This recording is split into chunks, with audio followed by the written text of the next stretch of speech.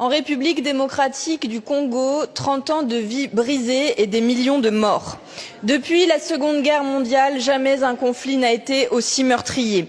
Le M23, milice appuyée par l'armée rwandaise, poursuit chaque jour son offensive et chaque jour donc en RDC, des enfants sont exécutés, des femmes sont violées et des êtres humains sont torturés. Le pillage du Congo l'a transformé en cimetière. La Commission européenne, complice, a signé l'an dernier un accord pour faciliter l'importation de minerais rwandais.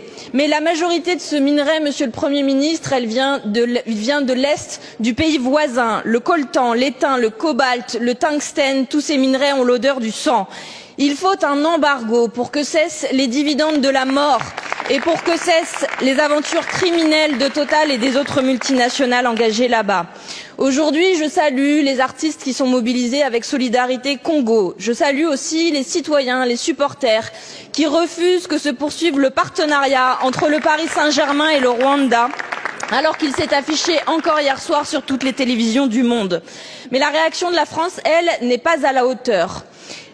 Les condamnations que vous faites par voie de communiqué aujourd'hui ne suffisent plus et nous voulons rappeler cette évidence. L'action de notre pays en faveur de la paix et du droit international ne doit pas être à géométrie variable.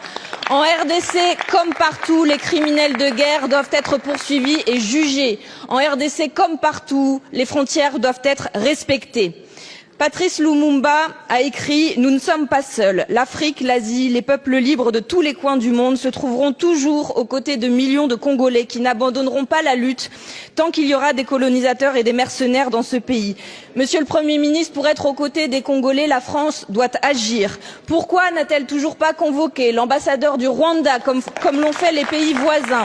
Pourquoi n'avez-vous pas pris de sanctions économiques contre le Rwanda comme nous vous l'avons demandé il y a plus d'un an maintenant?